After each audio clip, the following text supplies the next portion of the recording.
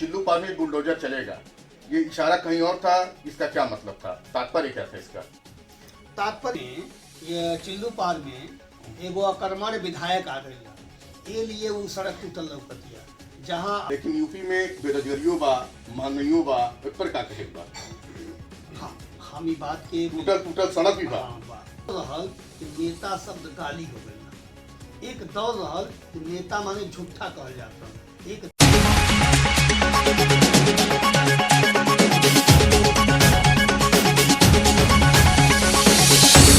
अभी हम मौजूद हैं पूर्व विधायक एवं मंत्री राजेश त्रिपाठी जी के साथ, जो पूर्व में 2 बार विधायक भी रहे हैं बसपा से, और आज जो है भाजपा प्रत्याशी के रूप में चिल्लू पार विधानसभा में जनता के बीच खड़े हैं। नमस्कार सर। नमस्कार। वन क्लिक न्यूज में स्वागत है आपका। आपका भी स्वागत है चिल्लू पार में। भाजपा ने तमाम अटकलों के बावजूद आपको चिल्लू पार विधानसभा से प्रत्याशी घोषित कर दिया। चूंकि इस दौड़ में अन्य प्रत्याशी भी थे, तो क्या आपको लगता है कि वो साथ देंगे आपका? देखिए, हम सब भारतीय जनता पार्टी के कार्यकर्ता हैं और समर्पित कार्यकर्ता हैं। हम सब में यह बात थी कि हमको सबको पता था कि जब 4 मांग रहे हैं, 5 मांग रहे हैं, 6 मांग रहे हैं, 7 मांग रहे हैं, तो किसी एक को मिलेगा। मैं ये जब बिल्कुल कह सकता हूँ कि जितने लोग भी मांग रहे थे सभी लोग सक्षम थे। उस हम में से कोई चुनाव यहाँ पार्टी किसी को भी लगाती तो हम लोग जीतते। लेकिन पार्टी की भी अपनी एक होती है कि किसी एक को ही देना है। उसने कुछ सर्वे किया, जैसे भी किया, या लगा कि 4 अच्छे हैं, 5 अच्छे हैं, उनमें किसी एक को देना है, पार्टी ने दिया। तो बिल्कुल हम सब समर्पित हैं और हम सब मिलकर कमल खिलाएंगे। जब तक हम लोग टिकट मांग रहे थे तब तक अलग अलग दिख रहे थे, अंदर से हम लोग अलग अलग नहीं थे। हम सब की जड़ें कमल का फूल है, पंखुड़ियाँ अलग अलग है, जड़ तो एक ही है, नाल उसकी एक ही है। तो हम मोदी योगी के नेतृत्व में काम करने वाले लोग हैं। हमारा एक लक्ष्य है, किसी भी परिस्थिति में सनातन संस्कृति के ये उत्थान का दौर चल रहा है और वो उत्थान मोदी और योगी कर रहे हैं। ऐसी स्थिति में दिल्ली की तख्त पर हमारे मोदी बने रहने चाहिए, उत्तर प्रदेश के लखनऊ के तख्त पर हमारे योगी जी बने रहने चाहिए। इस नाते प्रत्याशी कौन है ये हमारे लिए, हम लोगों के लिए, 4-5 भाइयों बहनों के लिए कोई मुद्दा नहीं था। कमल का फूल हमारा प्रत्याशी है और हम सब, आपने देखा होगा, अभी हम लोग कई कार्यक्रमों में एक साथ रहे हैं और हम सब मिलकर कमल खिलाएंगे। पूछने का कारण ये था कि पूर्व में 2017 के चुनाव में आप कुछ 100 वोटों से पीछे रह गए थे। कहीं न कहीं ये बात खुल सामने आई थी कि भाजपा के अंदर का भीतरघात कहीं काम कर गया, नहीं तो आप चिल्लू पार विधानसभा के विधायक होते तीसरी बार। नहीं, मेरा पैर नहीं टूटा होता। अगर मेरा पैर नहीं टूटा होता तो मैं पिछली बार ही चुनाव, जनता ने हमें जीतने वाला वोट दिया था। हम करीब 100 बूथों तक पहुंच नहीं पाए, मेरा पैर फ्रैक्चर कर गया था, तो उसके वह एक प्रमुख कारण रहा। और दूसरा ये है कि अखिलेश जी की सरकार थी, कहीं न कहीं कुछ न कुछ अधिकारी प्रभावित थे, जिसके नाते निष्पक्ष चुनाव चिल्लू पार में नहीं हो पाया। लगभग 10,000 वोटों का फर्जी मतदान उन्होंने ये कुकर्म कराया था उनके लोगों ने, तो इसके नाते वो चुनाव में हारे थे। ऐसी स्थिति में वो चीज़ें, चूँकि अब योगी जी की सरकार है, निष्पक्ष चुनाव होने जा रहा है, चुनाव आयोग भी पूरी तरह से टाइट है, तो उनके कुकर्म भी नहीं चलेंगे। और हम पूरी तरीके से, हम लोग एकजुट भी हैं, ईश्वर की कृपा से स्वस्थ भी हूँ मैं, तो कमल इस बार खिलेगा। और पीछे क्या हुआ, बीती ताय विचार कर आगे की सुधरे। बीती ताय विचार आगे की सुधरे। जैसा कि एक इंटरव्यू में आपने एक बयान दिया था कि चिल्लू पार में बुलडोजर चलेगा, ये इशारा कहीं और था, इसका क्या मतलब था, तात्पर्य क्या था इसका? तात्पर्य ये है, चिल्लू पार में तात्पर्य सीधी चेतावनी मेरी थी कि ये मुख्यमंत्री जी को लोग कहते हैं बुलडोजर वाले बाबा। तो बुलडोजर वाले बाबा वो किनके लिए हैं? बुलडोजर वाले बाबा उनके लिए हैं जो गरीबों की ज़मीनों पर कब्जा करते हैं। बुलडोजर वाले बाबा उनके लिए हैं जो माफिया और गुंडे हैं, जो अपराधियों को शरण देते हैं। बुलडोजर वाले बाबा उनके लिए हैं जो बहू बेटियों की पे गंदी नजर रखते हैं। तो स्वाभाविक रूप से जो समाजद्रोही लोग हैं, जो समाज को सताने वाले लोग हैं, उनके लिए बुलडोजर वाले बाबा हैं। तो मैंने यही कहा कि चिल्लू पार में जो दबंगई की राजनीति है, डराकर धमकाकर जो लोग डर की खेती करते रहे हैं, वो अब उनको सुधरना होगा, क्योंकि ये अखिलेश जी की या बहन जी की या उस तरह की सरकार अब नहीं है। ये योगी जी की सरकार है जो जो माफियाओं को शरण नहीं देती है, जो गुंडों माफियाओं को या लफंगों को या लव जिहाद करने वालों को या गरीबों को सताने वालों को जो शरण नहीं देती है। ये योगी जी की सरकार निश्चित रूप से ऐसे लोगों पर पूरी तरीके से हमलावर है। तो हमने यही कहा था कि आप अपनी आदतों में सुधार लाइए, क्योंकि अगर आपने ऐसा नहीं किया तो एक बिल्डोजर मैं योगी जी से मांग कर चिल्लूपार भी लाऊंगा और ऐसे लोगों की बिल्कुल दवा होगी जो गरीबों को सताते हैं, गरीबों की जमीन को कब्जा करते हैं, बहु बेटियों पे गंदी नजर रखते हैं या माफिया हो करके और छोटे छोटे अपराधियों को शरण देते हैं। वो संस्कृति बदलनी होगी, इसलिए मैंने कहा था। पूरे चिल्लूपार की जनता की जो समस्याएं हैं वो तो आपके सामने हैं ही, क्योंकि आप पूर्व में 10 साल विधायक भी रहे हैं और सामाजिक क्षेत्र में काफी सालों से हैं। तो आपके चुनावी मुद्दे क्या हैं इस बार चिल्लूपार की जनता को लेकर? भारत के प्रधानमंत्री आदरणीय नरेंद्र मोदी जी वर्तमान दुनिया का एक नया और सशक्त भारत बना रहे हैं और नए भारत का एक नया विकसित और नया उत्तर प्रदेश बना रहे हैं योगी जी। उस नए भारत के नए उत्तर प्रदेश का एक विकसित और स्वाभिमानी चिल्लूपार बनाने की मंशा है मेरी, जहाँ भय का कोई बोलबाला ना हो, जहाँ लोग आपस से मिलजुल कर रहे हैं, जहाँ विकास खिलखिला रहा हो, जहाँ की सड़कें जो है चमचमा रही हों, जहाँ बिजली से घर रोशन हो रहे हों, बेटे और बेटियों के होठों पर मुस्कान हो, लोगों के हाथों में रोजगार हो, पूरी तरह लोगों के घरों में नौकरी हो, लोगों के घरों में शिक्षा हो, एक ऐसा चिल्लूपार की मंशा है। बाढ़ की पीड़ा से लोग गुजार पाएँ, ये इस ऐसी मंशा है। ऐसे चिल्लूपार के लिए मैं कार्य करने जा रहा हूँ। नगर पंचायत बढ़लगंज नगर पंचायत गोला में सब्जी मंडी फल मंडी, क्योंकि आप भी 10 साल विधायक रहे हैं और अभी वर्तमान में जो विधायक वो अभी हैं, लेकिन किसी ने इस समस्या का समाधान पूरी तरह से नहीं किया। नहीं, मैं ये कह सकता हूँ कि अगर सब्जी मंडी फल मंडी के लिए पहली बार अगर किसी ने प्रयास किया था तो राजेश त्रिपाठी मैंने ही किया था और मैंने उसके लिए काफ़ी वो स्वीकृति ले लिया है। हमने अपने ही समय में यहाँ के लिए स्वीकृति आई हुई है और चौतीसा के पास जहाँ पे 4 लेन मुड़ रहा है कोडारी की तरफ, वहाँ पे हम लोगों ने ज़मीन भी चिन्हित कर ली थी, लेकिन कुछ तकनीकी कारणों से वो ज़मीन नहीं मिल पाए। फिर हम लोगों ने प्रयास किया, पिछले बार भी हमने साल प्रयास किया था कि हम लोगों को कोडारी के आसपास कहीं ज़मीन मिल जाए, लेकिन नहीं हो पाया। लगातार अगर मैं मुझे जनता का आशीर्वाद मिल गया होता तो शायद वो अब तक पूरा हो चुका होता।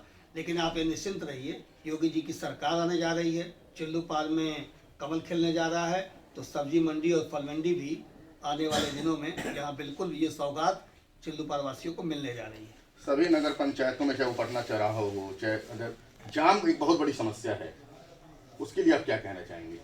हाँ बिल्कुल, जाम की समस्या है। उस जाम का निजात के लिए हमारे दिमाग में रणनीति है और पहले तो जैसे ही ये 4 लेन का कार्य शुरू हो जाएगा, मतलब 4 लेन शुरू हो जाएगा तो काफ़ी जाम की स्थिति खत्म हो जाएगी। बड़ी गाड़ियाँ, बड़े ट्रक बाईपास हो जाएंगे।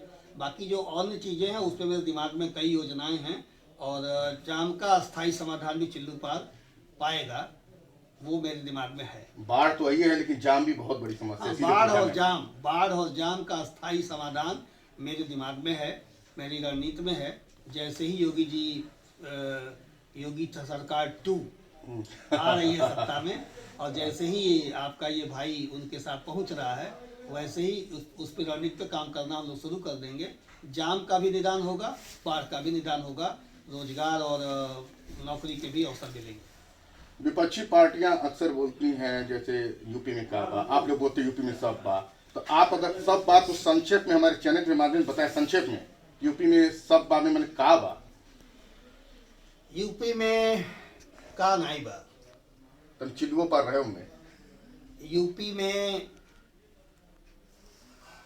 सुशासन बा, यूपी में भगवान श्री राम जी का 500 साल बाद मंदिर बनत बा, यूपी में महाराजा रणजीत सिंह और अहिल्याबाई होलकर के बाद 250 साल बाद काशी विश्वनाथ का धाम सजत बा, यूपी में माँ विंध्यवासिनी के मंदिर निर्माण के बाद पहली बार विंध्यवासिनी कॉरिडोर बनत बा कई 100 करोड़ रुपया से, यूपी में धार्मिक सनातन संस्कृति का उत्थान होत बा, यूपी में एम्स बनत बा, जहाँ दिल्ली जाके सब इलाज कराओ तला पूर्वांचल का लोग, पूर्वांचल में बाबा मोदी बाबा और योगी बाबा दोनों जानी मिल के वो पूर्वांचल के चौकट पर ले आके एम्स दे दिया। तो यूपी में एम्स बा, यूपी में फर्टिलाइजर बा, यूपी में जौन चीनी मिल बंद हो गई रहली, यूपी में आज चीनी मिल चलत बा। यूपी में चीनी मिल में धुआं दिखत बा। किसानन का भुगतान करना किसानन का बड़े पैमाने पर भइल बा।